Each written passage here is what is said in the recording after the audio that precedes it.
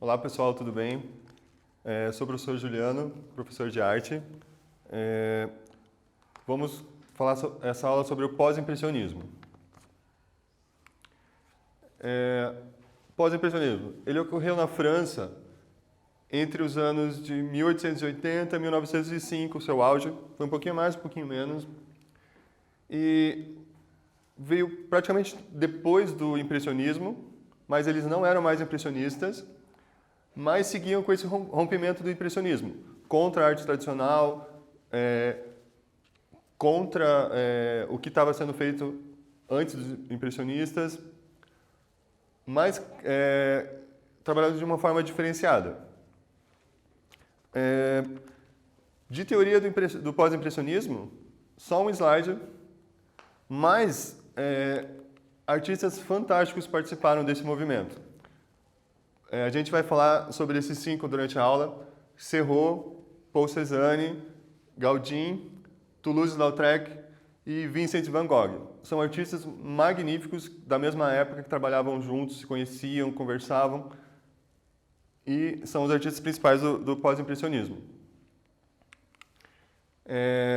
Eles se dividiram em 2 grupos. Um grupo pelo desenho formal, pela coisa mais científica, que é Cézanne com os planos de cor, e o Serrault pela teoria dos pontos. E expressando suas emoções e sensações através da cor e da luz, que é o Gauguin, o Toulouse-Lautrec e o Vincent van Gogh. Como eu falei, todos eram muito talentosos e tinham características bem específicas. E o pós-impressionismo foi importante porque ele inspirou movimentos posteriores como o cubismo e o surrealismo, que nasceram dessas tendências. A gente vai falar um pouquinho de cada um desses artistas, começando pelo Serrault. Serrault, ele trabalhou com a técnica do pontilhismo, que ao invés de espalhar a tinta de forma convencional, ele fazia vários pontos, várias manchas na tela. Ele gostava de trabalhar com cores puras e sem misturas. Às vezes, assim, para fazer uma cor, um verde, por exemplo, ele vai colocar pontos amarelos, pontos azuis. De perto você não vê o verde, mas com uma distância você vai ver a cor que ele queria. E é um método quase científico, muito preciso, muito matemático. Essa é uma obra bem conhecida dele. Aqui um detalhe para vocês verem os pontos, as manchas, como ele fazia. Uma preocupação muito grande com isso aqui, com esse pontilhismo. Uma outra obra que vai ter bastante movimento, o circo, também com a técnica do pontilhismo. E vamos começar a fazer um desafio, uma aula prática agora. O Serrault, ele pintava suas telas com a técnica do pontilhismo. Vamos tentar fazer uma também? Quero que vocês façam um desenho de forma bem leve a lápis. E no lugar de colorir de forma convencional, vocês vão colorir com um pontinho. Tanto faz se é com lápis, com caneta, com canetinha, o que vocês tiverem à mão. Depois que estiver pronto, apaguem os contornos que vocês fizeram, deixem só os pontos. Vamos ver como é que fica? Um tempinho para vocês fazerem.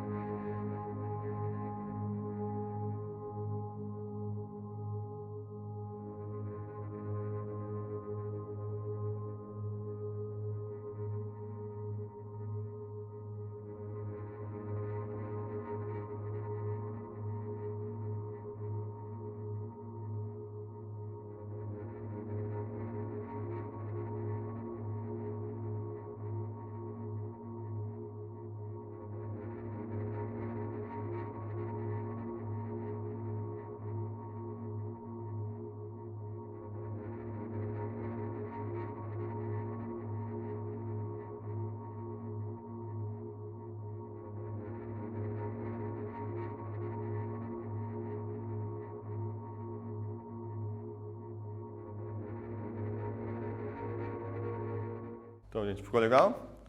Quando você apaga as linhas, vai ter uma transformação bem diferente do desenho. Vai ficar diferente de como você ficou trabalhando esse desenho. É uma experiência bacana também. Vamos falar do Cézanne agora, Paul Cézanne. Um artista bem importante. Ele é considerado o pai da arte moderna por alguns teóricos. E ele foi muito criticado no começo. Suas obras eram muito radicais. Ele trabalhava com a simplificação da natureza. Ele tentava fazer uma pintura pura, sem pensar em detalhes, coisas assim. Ele foi tão criticado no começo que ele decidiu morar numa cidadezinha do interior. Ele saiu de Paris, porque a primeira exposição que ele participou foi muito criticado o trabalho dele. Ele fez várias séries, ele pintava sempre... ele fez várias pinturas com o mesmo tema. Uma das mais conhecidas são o Monte Santa Vitória, aquele primeiro slide que a gente viu, a gente vai ver mais alguns. Ele pintou muitas naturezas mortas e as banhistas femininas. Então, ele teve esse começo meio complicado, mas quando ele estava mais velho, ele fez uma exposição individual em 1895, que ele foi aclamado como um grande mestre, foi considerado um grande mestre. Entre os artistas, entre os críticos, a população em geral gostava do trabalho dele, mesmo tendo esse começo complicado. Ele morou sozinho grande parte da vida. Apesar de ser uma pessoa genial, ele tinha alguns problemas de interação com as pessoas. Ele era meio solitário, e não era muito bom socialmente. Mas, independente disso, ele era um grande artista. Como eu falei, ele foi inspiração para o modernismo e principalmente para o cubismo. O cubismo é baseado na obra do Cézanne. Algumas frases que ele falou bem curiosas. Reproduz a natureza em termos do cilindro, da esfera e do cone. Ele achava que podia simplificar a natureza com essas figuras. E ele também falou, o pintor possui um olho e um cérebro. Os dois têm que trabalhar juntos. Ou seja, a obra não precisa ser só visual, ela tem que transmitir alguma coisa também. Uma das obras das banhistas, ele pintou várias vezes esse tema. Percebam que ele não está preocupado com a expressão do rosto, o rosto está meio solto. Percebam muitas manchas de cores, nessa nem tanto, mas em outras obras. A natureza morta foi uma grande paixão dele também, ele pintou muitas naturezas mortas. Natureza morta é quando você coloca vários objetos numa mesa e pinta os objetos parados. Eles são objetos parados, pela tradução para o português ficou natureza morta, mas não tem relação com morte. E ele gostava muito disso, de trabalhar as naturezas mortas, pintou várias vezes. Aqui os jogadores de cartas, uma obra bem conhecida dele, tem uma atmosfera mais escura. Uma paisagem que era a sua grande paixão. Ele gostava de pintar ao ar livre, ele ia com seu cavalete, com suas tintas, pintava muito ao ar livre. Essa é uma pedreira perto de onde ele morava. E ele pintou mais de 30 vezes o Monte de Santa Vitória. Esse monte vai aparecer em muitos quadros dele. Ele tinha que andar não era tão próximo à casa dele, mas ele ia a pé e ficava no sol pintando. Tem até algumas fotos dele trabalhando bem vermelho do sol. E vejam que o tempo vai passando, vai ficando mais simples entre aspas, vai ficando mais sucinta a obra. Ela vai se dissolvendo, que era a ideia que ele acreditava. Partir de figuras simples para representar a natureza a partir de formas mais simples. Pode ver que ficou várias áreas de cores como se fossem pedacinhos da obra separada. Esse marrom, esse verde, algumas partes ali. Essas obras inspiraram o movimento do cubismo, como eu tinha falado. Então vamos fazer alguns testes agora.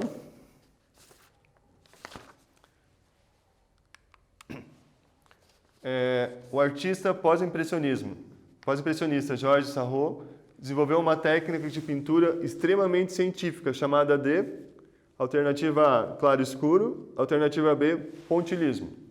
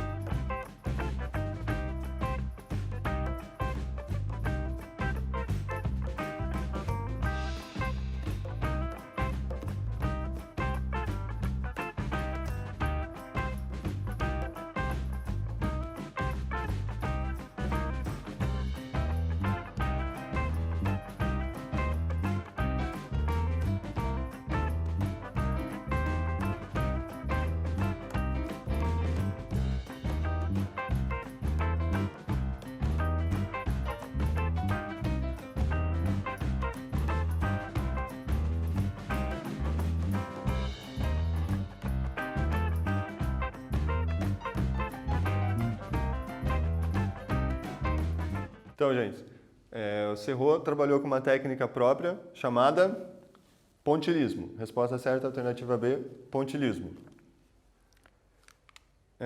Mais um teste rapidinho aqui para vocês. Paul Cézanne foi um artista que pintou mais de 30 vezes o Monte de Santa Vitória, com desenho equilibrado, manchas chapadas, quadradas, de cor em gradações de tom. Seu trabalho foi inspiração para um movimento artístico subsequente. Qual movimento é esse? Alternativa A, cubismo. Alternativa B, pop art.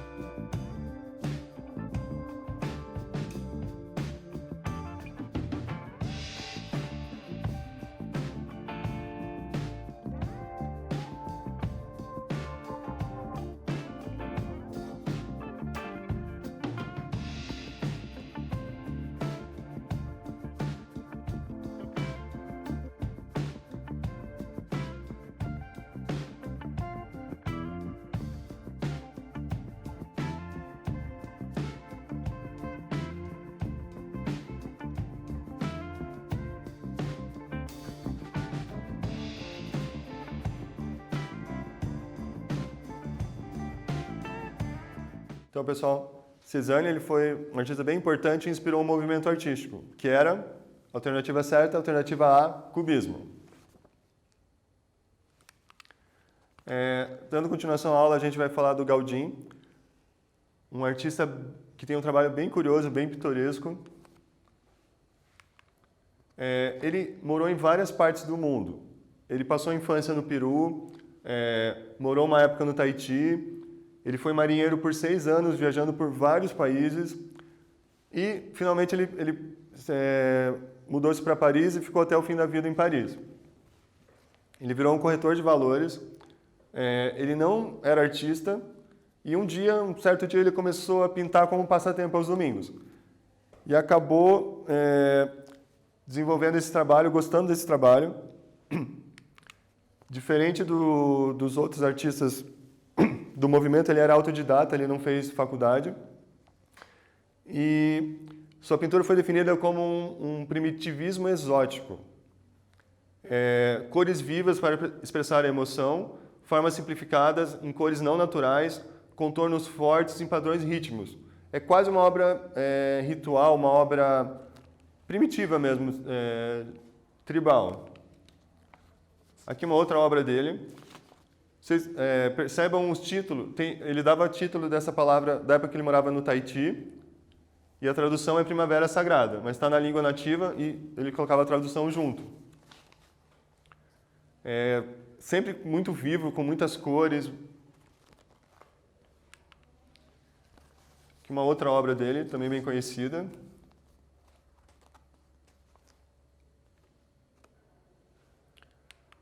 E agora a gente vai ver um outro artista bem diferente, Toulouse-Lautrec. ele retratou muito a boemia, a noite de Paris, como o Moulin Rouge, por exemplo, que vai aparecer aqui. Ele, além de pintar esses lugares, era frequentador assíduo desses lugares. Ele frequentava esses bares e cabarés, ele tinha um problema físico, uma deformação na perna. Além disso, ele era anão e tinha esse problema na perna. E ele é filho de uma família muito rica, os Toulouse-Lautrec, e a família tinha uma certa vergonha dele, assim. Mas ele não ligava para essa parte social, ele queria estar nos bares mesmo, ele não ligava para o título, e ele virou um artista dos bares mesmo, frequentava sempre os bares, pintava tudo que ele via, que ele gostava, retratou muito a vida noturna francesa. Até no filme Moulin Rouge, ele aparece, tem o personagem, um ator que representa o Toulouse-Lautrec, e ele tinha dinheiro, não precisava se preocupar com dinheiro, trabalhou como queria. E uma contribuição bem importante que ele tem para a arte são os cartazes publicitários. Ele usou a obra de arte dele para fazer cartazes para propaganda do Moulin Rouge. Então são dançarinas, são os músicos, e tem uma cara de cartaz mesmo. São feitos em litografia, que é uma gravura que usa uma pedra. Já vou explicar quando a gente chegar lá. Então, os temas dele sempre são os bares, as prostitutas, como esse aqui, uma prostituta descansando. E, além da pintura, ele fez esses cartazes em litografia. É uma forma de expressão bem gráfica. Você vai, a partir de uma pedra, você faz essa obra de arte primeiro numa pedra especial, que ela vai absorver, é uma pedra que absorve a água. Então você usa uma tinta oleosa, primeiro, coloca uma superfície, a tinta que você quer fazer essa obra na superfície, e a reação química, ela vai absorver a água e não vai absorver a tinta vai ficar por cima. Você faz a impressão, e é um processo bem gráfico, bem rápido, você trabalha uma matriz e tira várias cópias, e ele vai fazer essa propaganda dos personagens mais famosos do Moulin Rouge, e foi usado como propaganda. Foi espalhada por Paris inteira, e foi um grande sucesso. As pessoas gostaram muito desses cartazes, porque é bem diferente a estética, lembra um pouco história em quadrinho. Então eu tenho alguns exemplos aqui para vocês verem. Vai retratar as dançarinas, até tem as palavras, os títulos aparecem como parte da obra.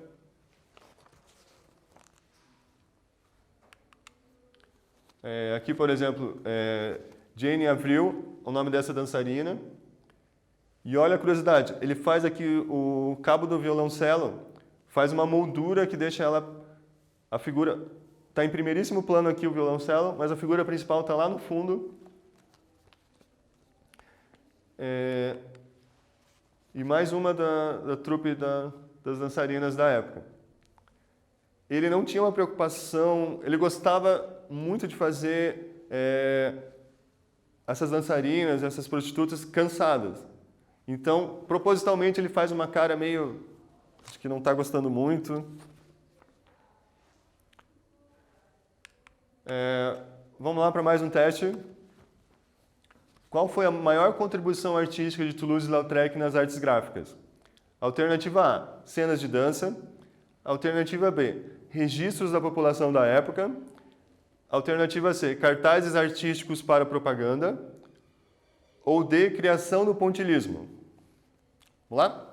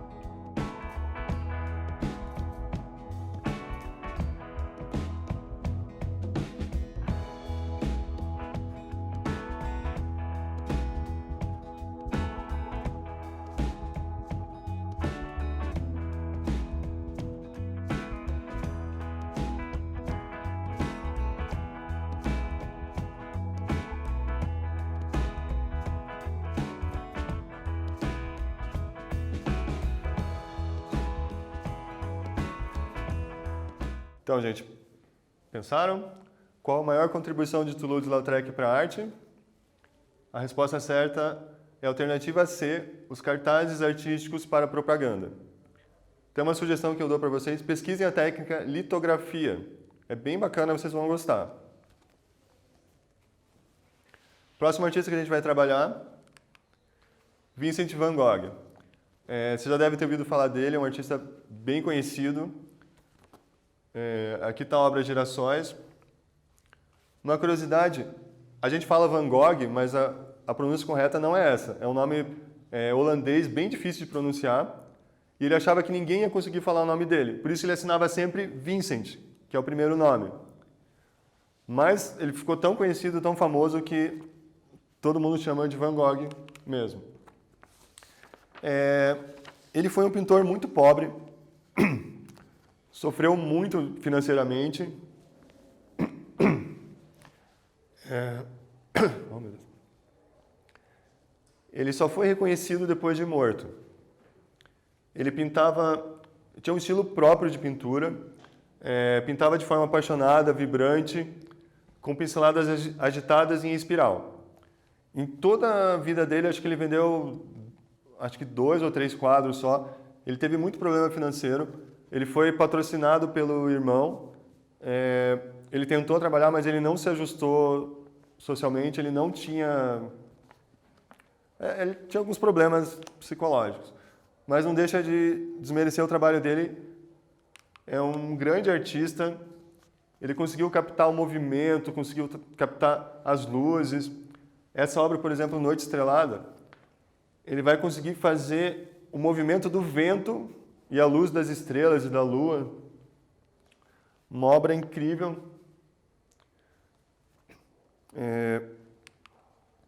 Ele morou em Arles e ele retratou muito a cidade de Arles na obra dele. Apesar de ser holandês, ele era ruivo e tinha aquela barba bem ruiva, característica dos holandeses. Ele teve uma vida bem simples. Dá para ver o quarto que ele morou durante uma época. Tudo muito simples, muito singelo. E ele retratava tudo com uma vida muito grande. Aqui os comedores de batata, tem até uma crítica social. São trabalhadores que ficam o dia inteiro trabalhando e chegam em casa só à noite e se reúnem com essa luz fraquinha e comendo batata, que era uma coisa bem barata também. E ele realmente gostava de observar as pessoas, ele via durante muito tempo para pegar a essência das pessoas. Ele fez muitos autorretratos. Ele fez acho que mais de 40, se não me engano. E dizem que críticos de arte falam que são retratos muito vivos. Ele conseguiu pegar a essência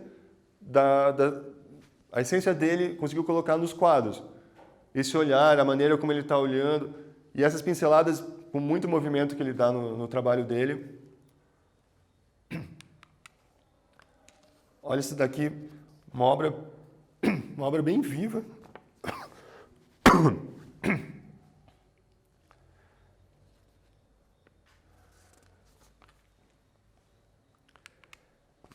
E uma obra da época que ele cortou a orelha. Ele teve alguns problemas, acabou, num ato de rebeldia, ele cortou a própria orelha. Ele não ficou surdo, só cortou a parte externa.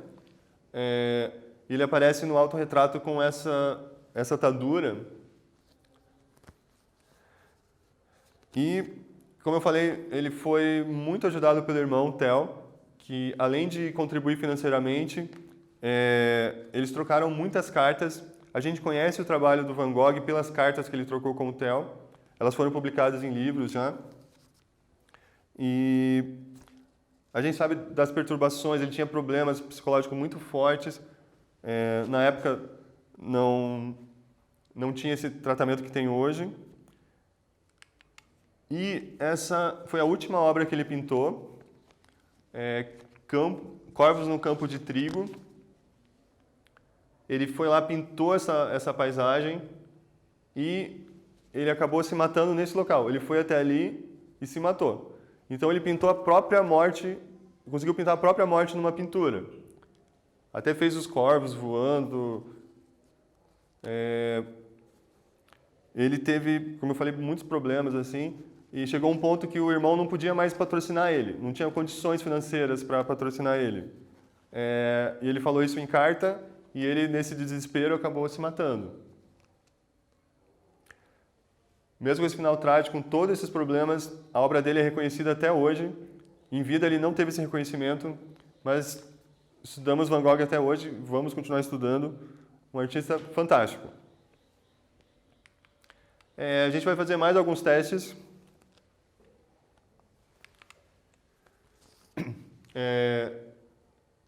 Quem é o artista que pintava de forma apaixonada e vibrante, com pinceladas agitadas e em espiral, que realizou cerca de 40 autorretratos, alguns deles com a orelha cortada? Alternativa A, Paul Cézanne. Alternativa B, Vincent van Gogh. Alternativa C, Claude Monet. Ou D, Eduardo Manet.